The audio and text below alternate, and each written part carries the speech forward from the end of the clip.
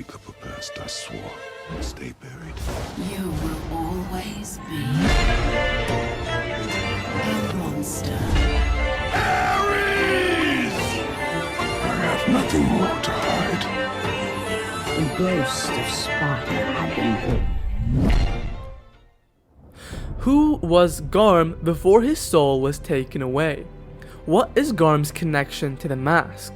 We know Garm eventually becomes Fanrier in God of War Ragnarok, but that doesn't make any sense since that would mean Fanrier was born after Skull and Hati, who are meant to be Fanrier's children. So what is going on here? To understand the answers to these questions, I dove a little bit into the origin of Garm in Norse mythology and the lore of God of War. And to be honest with you, there wasn't really much about the wolf in the original source material. Garm is only ever mentioned a couple of times in a few poems like Voluspa and Baldur's Drama, where the giant wolf, Garm, is hinted to actually be Fanrier. This is obviously something Santa Monica Studios was inspired by when they made God of War Ragnarok, since in the game, Garm ends up being Fanrier. You see, the Fanrier we are introduced to at the beginning of the game is in reality a standard old wolf that Atreus adopted, who unfortunately passes away due to the impacts of Fimbulwinter. But before Fenrir's passing, something happened.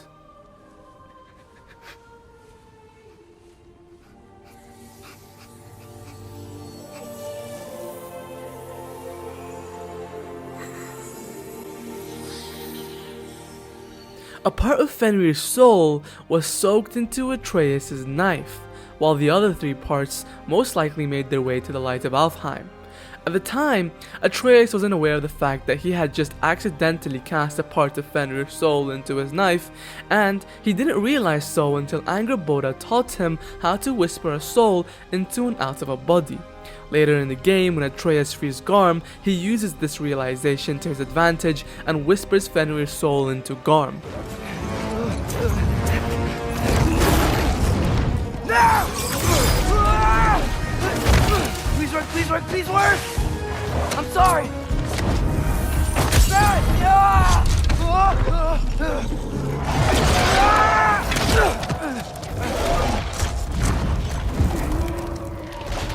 But wait, how did Atreus whisper a soul into Garm if Garm had a soul in him already?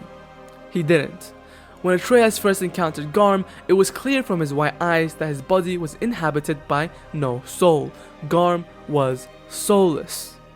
This was something that was already established earlier in the game. Soulless animals had white eyes. But how long has Garm had no soul? Was he always like this? Was his soul taken away? If so, was that before or after his imprisonment? Why is Garm even chained up in the first place? Well, we never actually get a direct reason as to why Garm was imprisoned. When Atreus asks Mimir about his imprisonment, he never really tells us when or who chained him up, but a potential reason. Listen to this. Mimir, did you know Garm? Why was he locked up to begin with? Ah, Hell's feral sentinel. Well, believe it or not, Midgard was once bigger. Until Gard, then just a wee pup, got peckish. He ate Midgard? Only a few mountain ranges. And the 5th season that comes after winter but before spring. And a word for the feeling when you get so hungry, you stop being hungry. You're messing with me. I would never. Mimir here seems to give us a little backstory for Garm that isn't so credible and might not even be the reason for his imprisonment. Let me tell you why I think so.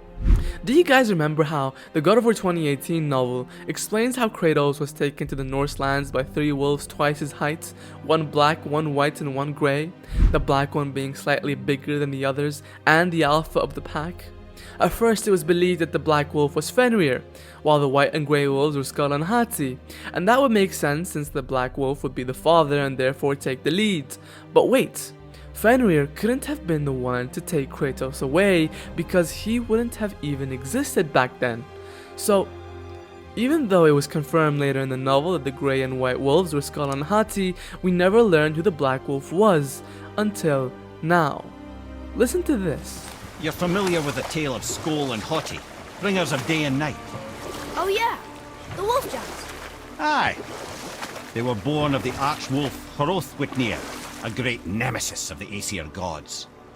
Hrothwitnir is the Black Wolf. You see, Hrothwitnir is actually Garm, or was Garm before Garm became Fanrier. Am I making sense? That's why Fanrier is simply another name for Hrothwitnir. It is because they are the same person, not person, wolf. This could also be why it is believed that Fanrier is the father of Skull and Hati, because before Fanrier was Garm, Garm was Hrothwitnir, and Hrothwitnir fathered Skull and Hati. The Black Wolf in God of War, in the God of War novel, could not have been Garm because Garm is a vicious, soulless wolf who wouldn't listen to anyone. And we clearly see the Black Wolf in the novel is tame, so it had to have been Hrothwitnir, who is in fact Garm, but before his soul was taken away. So this means that Hrothwitnir isn't only Garm, but he's Fanrier as well.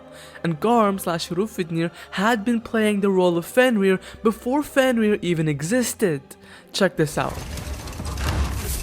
So, Mimir, how did they capture Garm in the first place? That was Tyr's doing. He lured the beast somewhere safe and kept it distracted by lending his own arm to be gently chewed. Once the chains were on and the gate to Helheim was opened, Garm bit Tyr's arm clean off in retribution. But Tyr's not missing an arm. Well, it grew back, eventually. He is a very resourceful god, after all. That story, the chaining up of Garm, sounds awfully familiar, doesn't it? Awfully familiar to the story of the imprisonment of Fanrier in the Norse myth, which only solidifies my theory that Hrothwitnir is Fanrier, who is also Garm. But then, who would have taken Hrothwitnir's soul and turned him into Garm? My answer to that question, friends, would be the Demiurge. What? Who's that, you ask? If you don't know, then you clearly haven't been following my videos. So, let me give you a recap. My theory goes as follows. The rift in Odin's basement leads to the higher plane of existence, which quite frankly could be Santa Monica Studios' interpretation of the pleroma from Gnostic myth. This theory mainly stems from the depictions we've seen of the higher realm of existence, Odin's description of it, and from the fact that the mask, Athena, and the rift all share the same color. Anyway, Pleroma is inhabited by a greater mind known as the Monad, which is essentially the most powerful being in existence. The Monad creates deities known as Eons and allows them to live peacefully in Pleroma. Eons are powerful, mysterious, incomprehensible beings that share a female and male counterpart in one body. Anyway, one day, an Eon known as Sophia decides to give birth to another Eon without the permission of the Monad or her male counterpart. Long story short, the Eon she gives birth to is the Demiurge, a corrupt being who feeds on chaos. The Demiurge creates the universe as we know it, along with the pantheons we've seen in God of War, and the Demiurge is essentially why the world is as cruel as it is, why wars and diseases plague the earth, why envy, greed, wrath, and lust are common among not only the humans, but the gods as well. I also theorized that Athena is working against the Demiurge and the Monads, and that is why she asked for the power of hope from Kratos in God of War 3 in hopes of overthrowing both the Monads and the Demiurge. And the Monads has been trying to save humanity by giving the power of hope to the Greeks and eventually sending eons such as Jesus and the Holy Spirit down to Earth. I also theorized that the Demiurge was kicked out of Pleroma, which is why the Demiurge recruited Garm. Don't you see? Garm has the power to create rifts. Rifts between realms, between worlds, between our universe and the Pleroma. That's probably how Hrothwitnir reached Kratos in the novel, by creating a rift to him.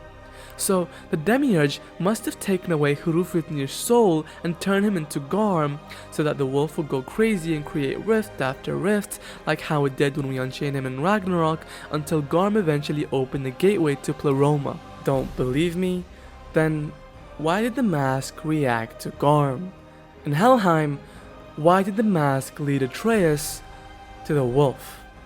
It is because Garm is clearly linked to the Demiurge and the higher plane of existence. And Athena must have created the masks to counter Demiurge, so that no one can use the rift as they please. And the Demiurge, after he was done with Garm, must have recruited oblivious Odin to collect the pieces of the mask so that he may open the gateway to Pleroma. But Atreus foiled his plans.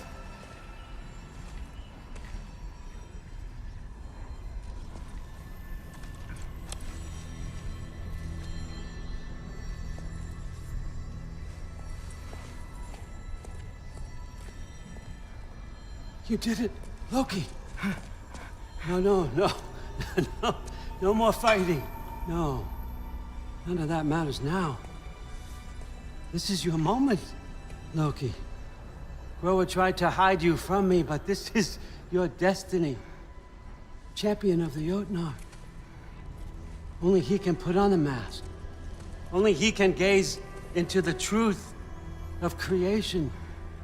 Unfold the secrets of life and death. No more doubt, no more confusion. You were born for this. Put on the mask, Loki. Ask it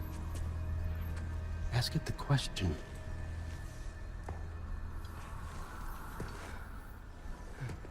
This is your choice, son. I trust you.